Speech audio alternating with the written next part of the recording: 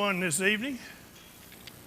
As holidays approach, our numbers go down and everybody heads out of town. And that's to be expected. We're glad that you're here. Is this working okay? Can you hear it? We're going to continue our study of Ezra this evening, and we're into the third chapter. Next Sunday, Eric Nash will take over and get us all straightened out, so we're in good shape at least next Sunday. Well, we appreciate you being here. For those of you that are online, we're especially glad to have you, and we hope that you can get something from our study. I want to kind of get us back in line here just a minute. Just a couple of things we talked about last class, and this is not going to work. There we go. There we go. Just a reminder, and this, to me, something about this is just kind of boggles my mind. Now, we think about the stories in the Bible. I'm afraid sometimes we think about them more. They're just stories. They're just stories. We teach our kids the story of Noah and the story of Jericho and the story of this, that, and the other. And I'm afraid sometimes, even for the adults, it just kind of, well, that's a story. I remember that story. But what I had to stop and think myself every once in a while, these are real people. These are real people we're talking about here. This is a real God that's dealing with real people. And some of the things are so, we're not accustomed to the things that happen sometimes. It's hard for us to think about it. So I want to kind of get our mind back on this before we move on and remind ourselves there were nearly 50,000 people that came away from Babylon that had been taken into exile. And these were in, I think, 3 different shifts of people as they went into Babylon. But coming out, we don't know how many were there. But we know that coming out, there were 49,879 people, if you add all those up, if my math is correct. Nearly 50,000 people. There also, along with them, there were 8,136 animals. Donkeys, mules, horses, camels. We talked about that last week. And along besides that, there were 5,400 gold and silver objects. You remember that Cyrus had released, that Nebuchadnezzar had taken, and Cyrus released those back to the people. They had those along with them also. Well, this just moves when it feels like it. There we go. This trip was about 900 or so miles. So there's some difference in people. Different people call that different numbers, but around 900 miles. And if we go by how long it took Ezra to come when he came, it took them 4 months to make this trip. But you think about 50,000 people, nearly a little over 8,000 animals. By the way, I did a little research. I know you're going to appreciate how much research I did on this. I did a little research. Those 8,136 animals would consume in a day. Someone mentioned here, I think Debbie did, or Julie or somebody, that they had to make sure the animals were fed on this trip. If my statistics are correct, 76,225 pounds of feed a day to fill these animals up. Now, they grazed, I'm sure there were places where they could graze, and that was okay too. Camels eat anything, I understand. But just to care for those on the way and moving, it just boggles my mind to think about that. And why were these people coming? Why weren't they all coming? We know this is just part of them. Don't know for sure. Don suggested they were just very comfortable where they were, and that's quite possible. God wanted them to be. He said, build houses, have children, grow crops, grow a garden. And perhaps that was it. The other thing, and it's funny how you pick up things the more you read through something. If you look back in this first chapter of Ezra, it stated that God caused them to have the spirit that they had to want to pack up and go back to Jerusalem. It said God caused it. So we see God working with men to accomplish his purpose. So this is a map. I know you can't read all that stuff. It's blurry, but it's the best map I could find. And you see where Babylon is there. This is where the Israelites started out, and this is where they were headed, over to Jerusalem on the left-hand side.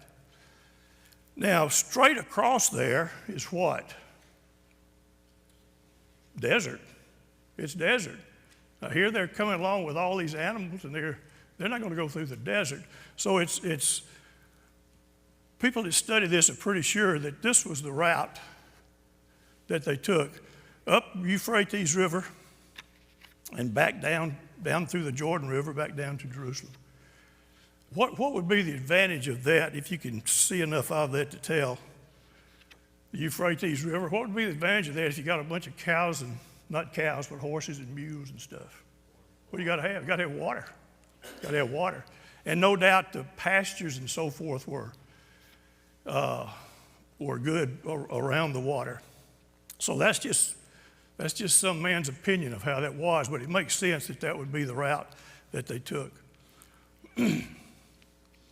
Now, the other thing, Eric called our attention to this as he started our lesson. There's some things that we want everyone to consider and to look at as we go through this study. And I want to kind of back up and take a look at that right quick.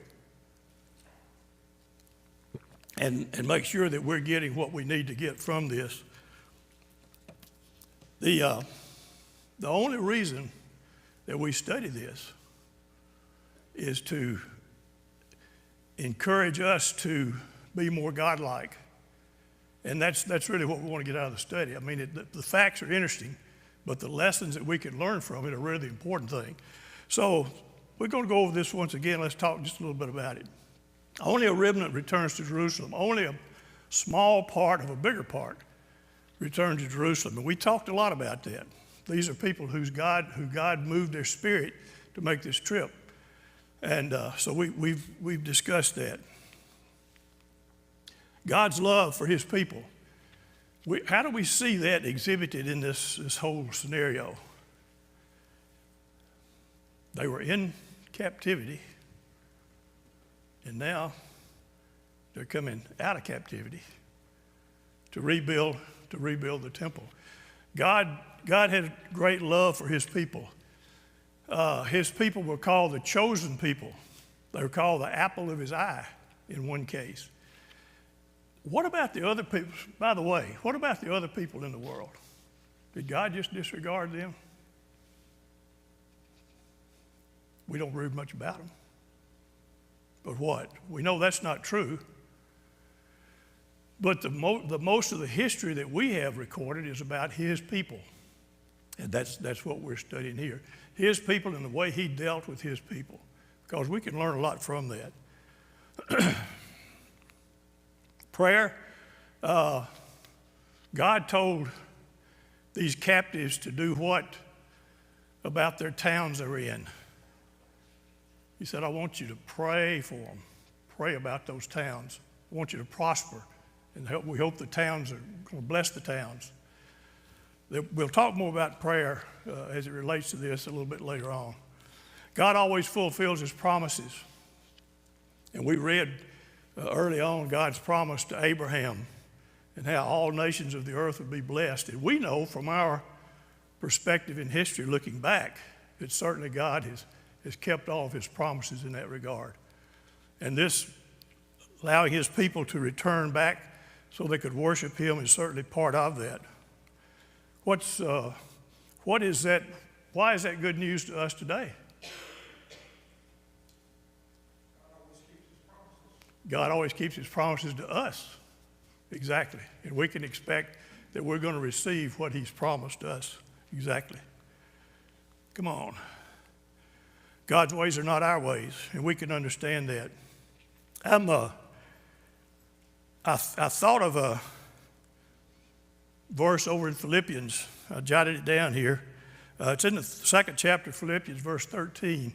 Paul's writing to the church at Philippi, and he said, "It is God who works in you both to will and to do for his good pleasure." So God does manipulate things the way he wants them to be.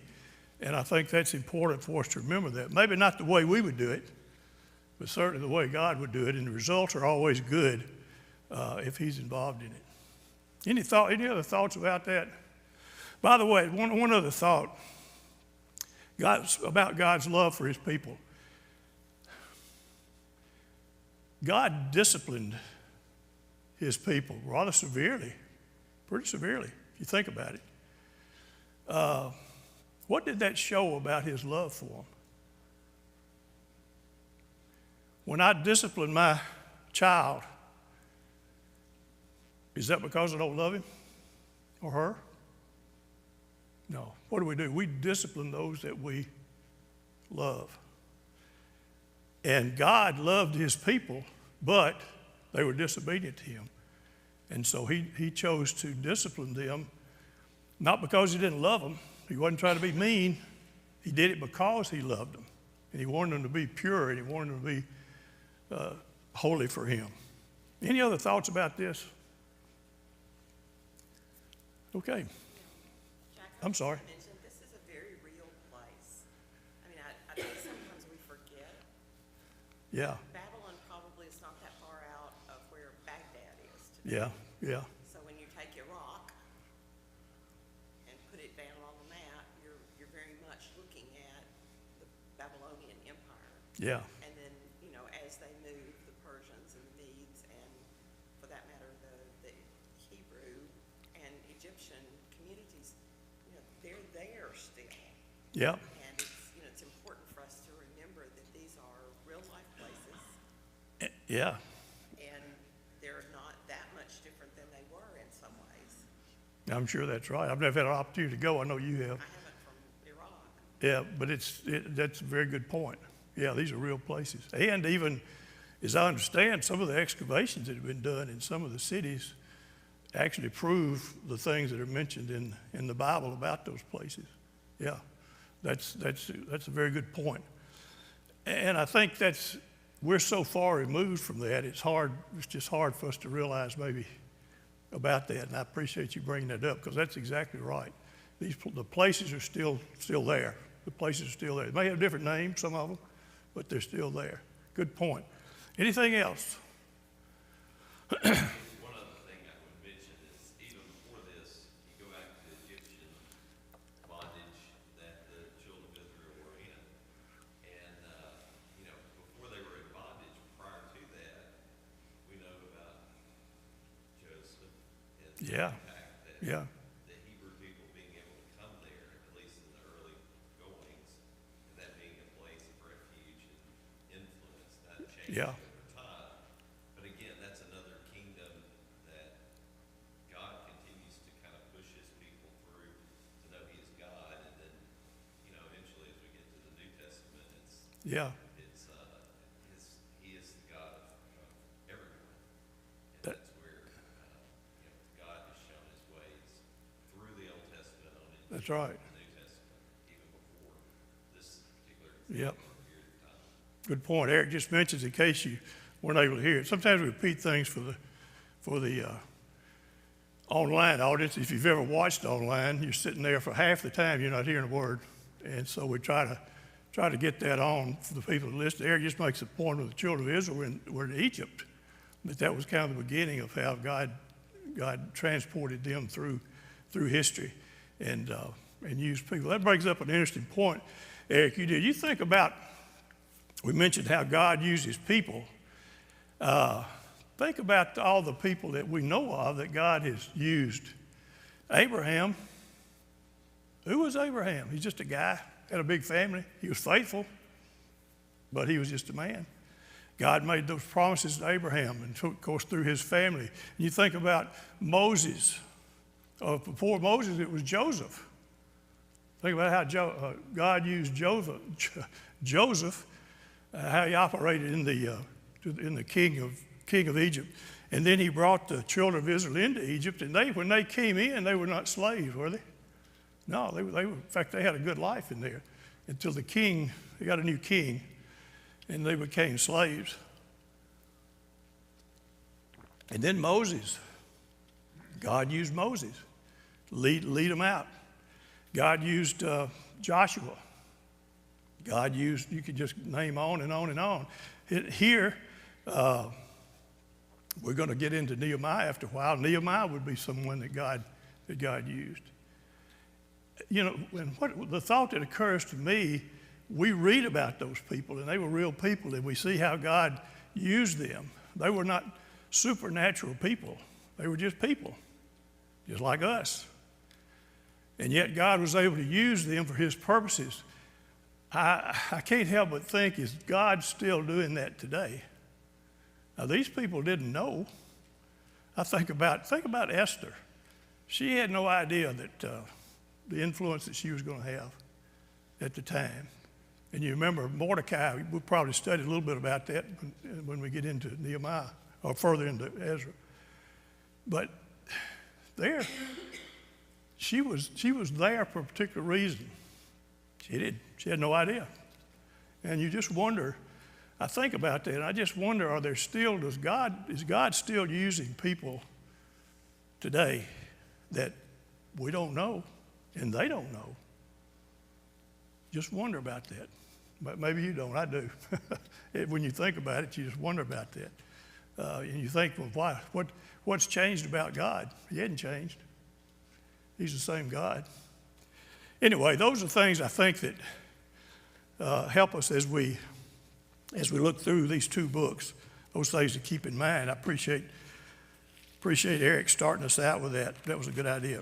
Let's turn over then to the 3rd chapter of Ezra, kind of pick up where we were.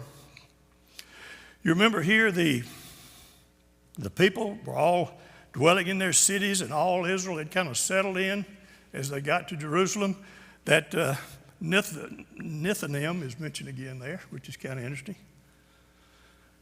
And in the 7th month, when the 7th month had come, the 7th month that they were there in captivity, the verse 1 of chapter 3 says the children of Israel were in the cities. The people then gathered together as one man. And we talked about that last week.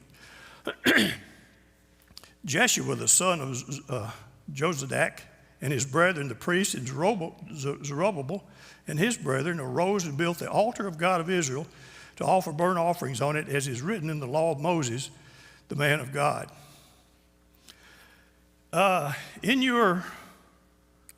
Let's read on down another verse. Though fear had come upon them because of the people of these countries, they set the altar on its bases. It's funny how you read again, some things pop up that you didn't read the first time. And here, I'll be honest with you, I had in my mind that they were afraid of the people and they were building this altar to offer to God so that he would protect them. That's not what this says.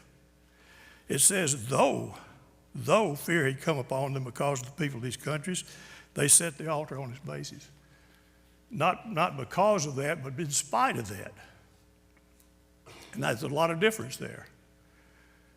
They didn't build the altar because they were afraid of the people. They built the altar to worship God, irregardless of the people.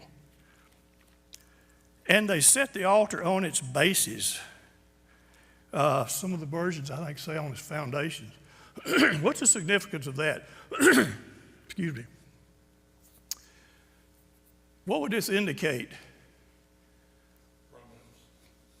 I'm sorry? Yeah, they set it, that's right. They set it back where it was to begin with. That's what I read from this. They found the base of the altar, and they used that as the place for the altar to be built. They set the altar on its bases or on its foundation, and they offered burnt offerings on it to the Lord, both the morning and the evening burnt offerings. Now, I have a query for you. I got that from Tim Hill. I have a query for you. When you read about sacrifices in the Old Testament that the Israelites made, what animals were they offering mostly? I'm sorry, what'd you say? Lambs, sheep, goats, bulls. Goats, lambs, right? Somebody said something else. Yeah, without blemish, exactly. They offered lambs, a lot of goats without blemish. Not too many donkeys and horses and camels and mules. So the query is this: where did they get, if that's true, and they were offering sacrifices, where did they get those animals? I don't know. Something to think about. Or did they not name, does the Bible not name the animals that they used for meat? Because the ones it names That's right. are not. Yeah, They're work animals. yeah. That's true.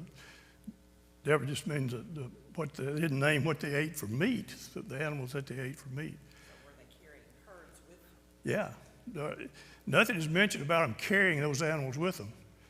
Now, maybe they did. Maybe they bought them after they got there. You know, there were people living around there. In fact, people had taken over the city. They thought it was theirs. And I think that's where part of this fear that they had, because they were moving in on people that kind of figured that was their land. They had taken it. Interesting thing to think about. Maybe they purchased those animals from those people. I don't know. It's one of those things we'll never know. It's just an interesting thing to think about. They offered burnt offerings on it to the Lord both the morning and evening. Now this altar, after the temple was built, where would this altar be? I'm sorry? In relation to the temple, it would be Yeah. out in front. It'd be out in front of the temple. And they built it on the original base, apparently, where it was before. So the temple would have been built in relationship to the altar, wherever that was. In verse 4, they also kept the Feast of Tabernacles. Now, what is the Feast of Tabernacles? Some of you are reading the Feast of Booths. Well, what was that feast? What was it for? Exactly. It was for the time they spent wandering around in the wilderness, right? After they came out of Egypt. That's exactly right. And what did they do to celebrate that feast? The Feast of Booths would give you a hint. They built booths. They took limbs and leaves, and we could go back and read that if we had time, but they built these booths, or these shelters, if you will, signifying that they remember when they were doing that. They were moving around in the wilderness, and they were living in these booths, or these portable houses, if you will. So they kept that feast. It's interesting that that's mentioned here, that's the feast that they kept, that particular one. They kept the Feast of Tabernacles as it is written, and offered the daily burnt offerings in the number required by ordinance for each day. As you remember, the Feast of Tabernacles, there was a certain, there were certain days and certain sacrifices that were offered on certain days. It's one of those things you think about what the Israelites, what they had to physically do to worship their God. And we do virtually nothing of a physical nature. They had to do a lot of stuff. Somebody said it was kind of a messy job, kill all those animals. And then in verse 5, afterwards they offered the regular burnt offering, and those for the new moons, and for all the appointed feasts of the Lord that were consecrated, and those of everyone who willingly offered a free will offering to the Lord. So they were making offerings. They were offering sacrifices. They were doing all the things that they did before they were taken captive. And probably for the first time since then, would you say? I think probably would be. In verse 6, from the first day of the 7th month, they began to offer burnt offerings to the Lord, although the foundation of the temple had not been laid. The only thing they had was the altar. Why do you think they would build the altar before they built the temple?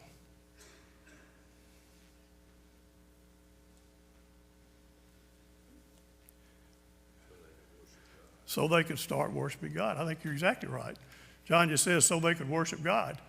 That they were able to do that and then proceed with the building of the temple.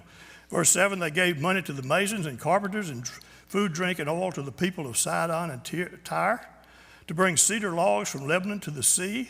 You remember when the temple was originally built, that's what happened. According to the permission which they had from Cyrus. You remember Cyrus gave them permission to do that when he sent them out to rebuild the temple. And in the second month of the second year, verse 8, of their coming to the house of God at Jerusalem, Zerubbabel, Jeshua the son of Jozadak, and the rest of their brethren, the priests and the Levites, and all those who had come out of the captivity to Jerusalem, began work. And they appointed the Levites from 20 years old and above to oversee the work of the house of the Lord. So they've gotten settled in their places to live, and they built the temple back where it was supposed to be on its base, offering sacrifices to God, worshiping God as they had been instructed to do. And now they turn to the actual building of the temple. They order the materials. Remember, they've gathered money. We talked about that last week. They gathered funds from everybody that pitched in. So they've got the money, and now they're starting construction.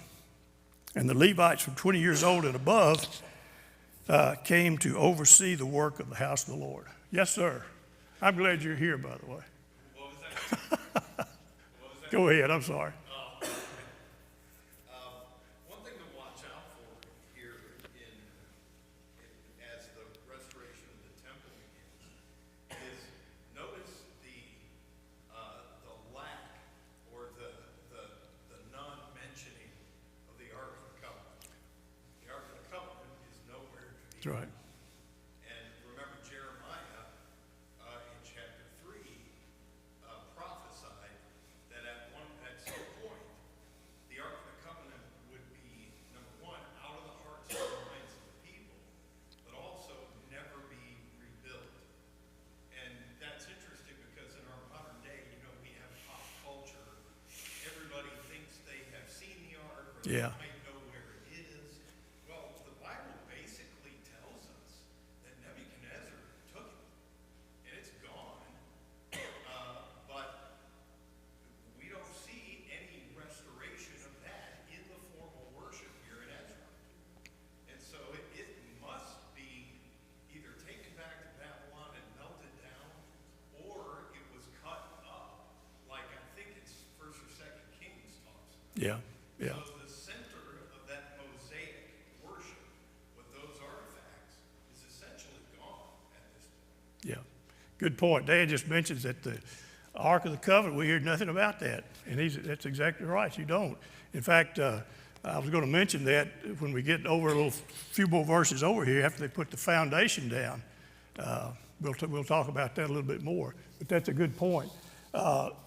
We don't know what happened to the Ark of Covenant. Could have been destroyed. That apparently was not something that was given back from Nebuchadnezzar as the people left. It's not mentioned. Good point. Thank you for bringing that up.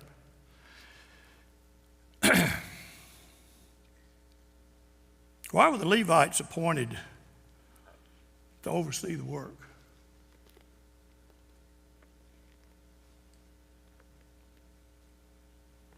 What was the difference in the Levites and any other tribe?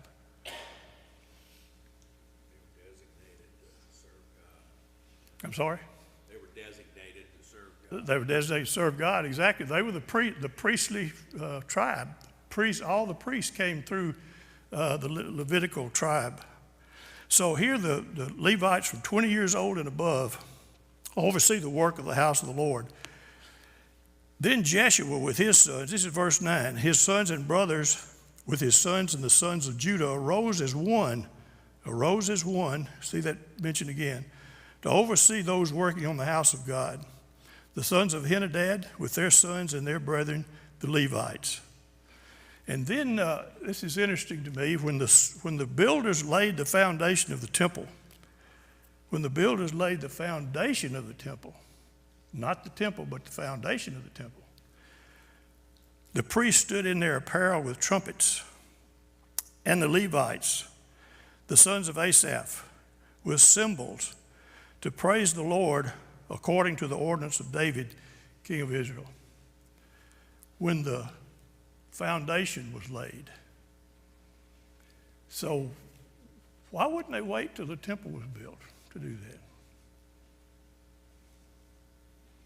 Would you say that just as when we build a house, after the foundation is laid, that's a milestone?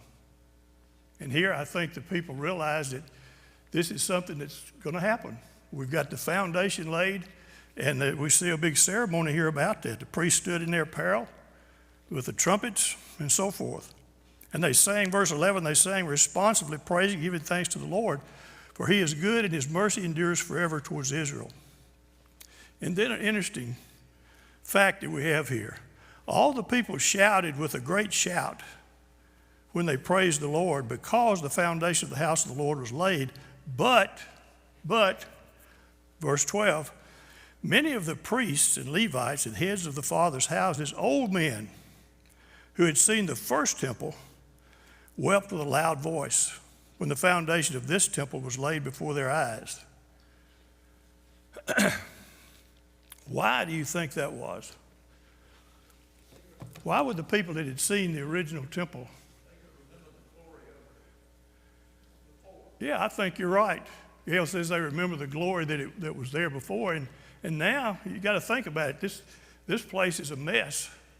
There's rubble everywhere, and the walls are down, and the temple, where the temple was destroyed, I'm sure there's still some rocks and burnt wood and stuff laying around. Yes, sir. And part of the reason that I brought up the Ark of the Covenant here is because if you look back in 1 Chronicles chapter 16, this same exact thing happened. The Levite, the priest stood in their apparel, and there were symbols, but it was when the Ark of the Covenant was placed. And this time, there's the foundation. So again, this is that lack of the Ark of the Covenant, but they're still kind of keeping those traditions. Yeah. But it's for a slightly different event here. Yeah. Dan mentions again that the Ark of the Covenant wasn't there. The people celebrated in much the same way when the original temple was built and the Ark was moved into the temple, but the Ark's missing. It's not there. And I think that's exactly right. Yes, sir, Gail? There's two words used at the very beginning of this. It says free will offering, and then Yes. it says shouts. In other words, to me, that kind of says there was a lot of enthusiasm going on. Yeah. Now, I don't mean to equate this, but you and I remember when this building was built with the attitude of everyone Yeah. wanting to, hey, they even put me to painting on this. And that means you scraped the bottom of the bucket. In other words, Yeah. but everybody was enthusiastic Yeah. about what was going on. And nobody had to tell them, you need to get up and go down to where they build that temple. Yep. Go down. Yeah. Gail just says talking about when something's new and started, there's a lot of enthusiasm about it. Even today, as churches are built. Yes, sir. Hey, guy kind of addresses this. Yes. Going there. No, but In the second chapter, he says, "Speak now to Zerubbabel, who is left among you who saw this house in its former glory. How do you see it now? Is it not as nothing in your eyes?" yeah, yeah, Obviously, it just didn't measure up. yeah, yeah. The verse in Haggai. What's the reference again? 3. One. Haggai 2, 3. Haggai, second chapter, verse 3, talks about mentions the attitude of the people about this, that they saw it as it's really nothing compared to what we had, right? It just doesn't make much difference. And I think it's hard to put ourselves in the place of those people, but there were a number of those, no doubt, that remember the temple before it was destroyed. And, it's from the looks of everything so far, it's not going to be anything like that. And the ark is not going to be there. And so even though it was a great occasion, some of the older folks that had seen the temple and seen the ark in its glory, it was kind of a downer for them, as Don mentions. It's mentioned over in Haggai. That's exactly right. But there was a celebration, and no doubt the people who had never been exposed to the original temple, this was an exciting time for them, because now we're going to have a temple that we could worship in, that God will be pleased with. So it's interesting. Many shouted for joy, and in verse 13, they shouted so much that the people could not discern the noise of the shout of joy from the noise of the weeping of the people. Some of them were weeping, some of them were shouting. People couldn't tell the difference. But it no doubt was a grand occasion overall. And the people shouted with a loud shout, and the sound was heard afar off. And it's hard for us today to relate to that. It is for me, because, this building is very comfortable and very nice. And a couple of us were around here when it was built and helped build it. In fact, you reminded me, Gail, you mentioned that office wing back there. After we moved out, after the stable, we're meeting in the stable, we built that office wing where the resource room, the restrooms are in there, and the offices and all. And that was the first thing that was built of this building. And I can still see Gene McNeil. Somebody remember Gene McNeil? He had welding skills, and he was hanging up there on some of that, up in the roof, welding those rafters and things together. And it was just, I remember we painted, we did everything we could do. It was quite a time. Some of you have been in places where congregations were started. How many have ever been involved in a new congregation? Anybody? John, I know, has several of them. Yeah. What about the attitude of the people when that happens? You talk about people enthused and wanting to get to work and wanting to do, hard to stop them. I don't know what happens to us. I'm afraid when things settle down and we get a little satisfied sometimes, we lose a little of our enthusiasm, I'll have to say. And I'm talking to me, not just to you. But the most exciting I've seen people is when their new work is started, and a new building and so forth. But it's hard for us to relate to that here. I mean, it's a nice building, it's very comfortable, and we meet here to worship. But we could just as well meet out in the front yard, right? In a tent or not in a tent.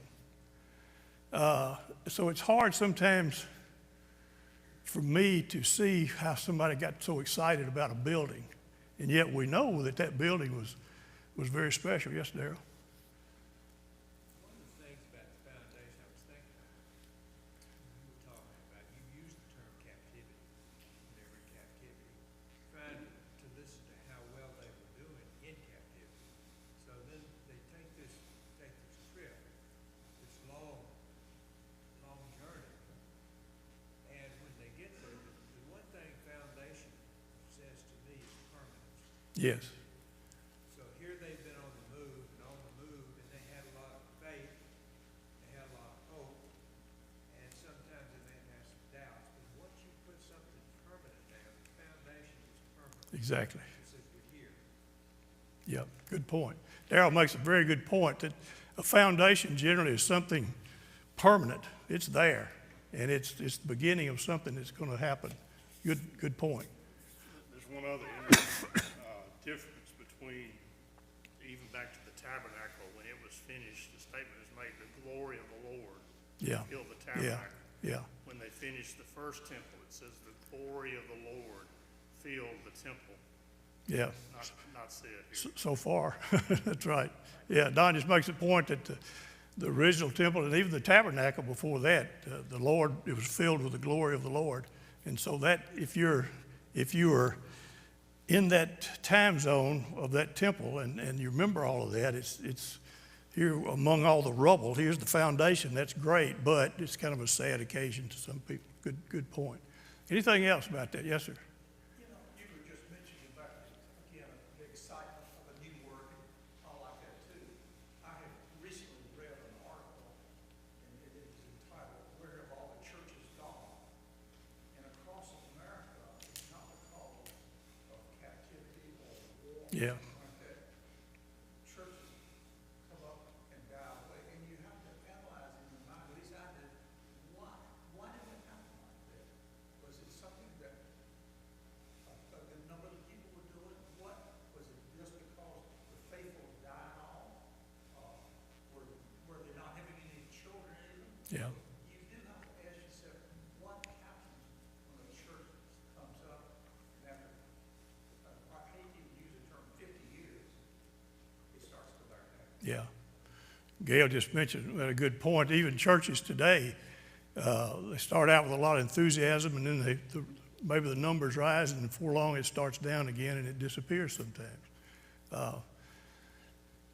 That's the way it goes sometimes, and it's sad that it's that way. But this is kind of an interesting time right now for these people. They've made all this long trip, and now they've got the altar built. They're offering sacrifices to God, and now they've got the foundation. The permanence of that foundation has got to be exciting to those that are new to this, and maybe to some degree it's a little bit sad for those that have seen the original temple. Good points. Anybody else have anything along that line?